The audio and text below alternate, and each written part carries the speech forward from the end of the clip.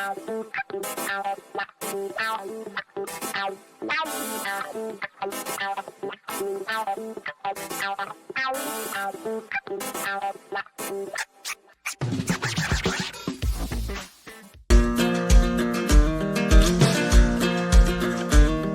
want to start with this Trump derangement syndrome.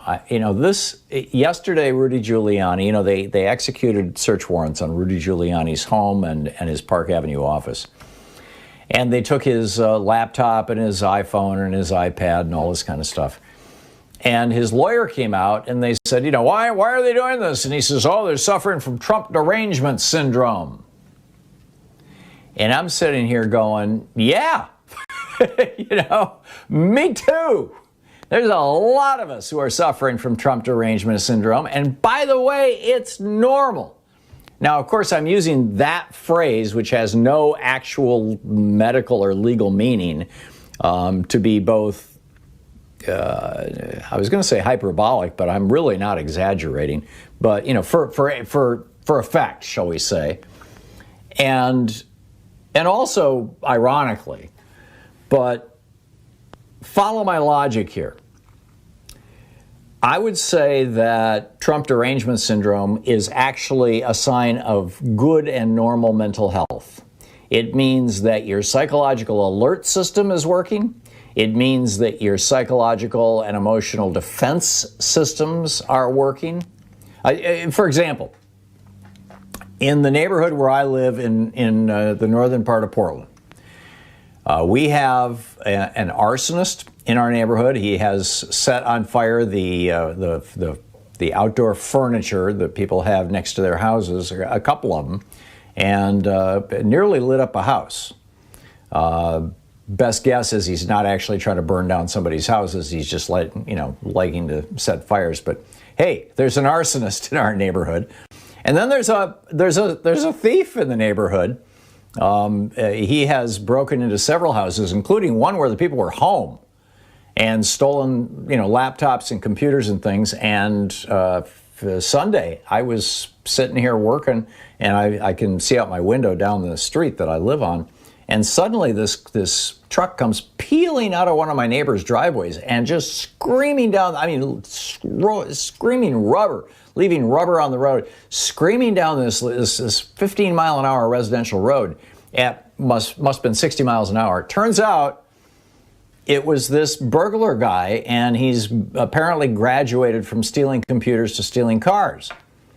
So at the moment, and by the way, this isn't just unique to Portland. This is happening all over America right now. We've got 40 years of Reaganomics, which have gutted the middle class. You've got a serious mental health crisis going on, and it is particularly critical in many of the homeless communities. Some of them seem to be running more like, little communities. Others seem to have been taken over by, basically the mentally ill. And this guy appears to be associated with one of the nearby homeless communities. We should be doing something about this. And I'm not talking about, bringing in the police and the army. I'm talking about, providing services to people. But, Ronald Reagan broke that entire system, and nobody has fixed it. And so, like I said, this isn't just Portland. This is happening. These kinds of, quote, small crimes are happening in towns all over the country. And so, my neighbors and I, we're all feeling a little deranged. We've got arsonist and burglar derangement syndrome, and we're talking to each other in email and, catching up with the police, and people are upgrading their security systems and stuff like that. So, in that same vein, it shouldn't surprise anybody that millions of Americans don't feel safe and do continue to feel deranged and won't feel safe until Donald Trump and his authoritarian, democracy-hating, white supremacist, gun fetishist followers no longer play any kind of meaningful role on the American political scene, and his criminal buddies, including the rest of his crime family, have been held to account. I mean, just consider what I mentioned the arsonist here. Just consider what Trump has done. I mean, he knew back in January how deadly this virus was. He told Bob Woodward all about it. I'm talking about a year ago, January. And he did nothing. He refused to use the Defense Production Act even to get masks and gowns to people working in hospitals, for God's sake. The only thing he used it for was to force black and brown people back into meatpacking plants where they were dropping like flies from COVID. Oh, as a result of Trump's incompetence and malice, 500,000 Americans are dead. That means that there's several million American families who are suffering, who are feeling a little deranged right now. People who've lost parents and siblings and grandparents and children and neighbors and loved ones.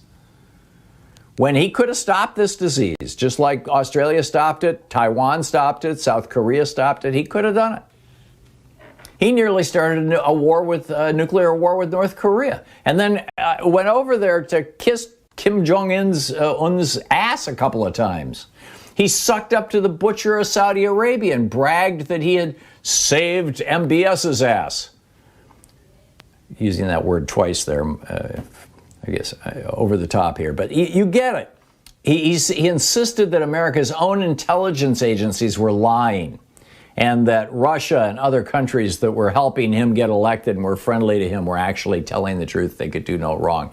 He and his family have been expropriating money, taking money from pretty much anything that moves, from the inaugural committee right straight on through.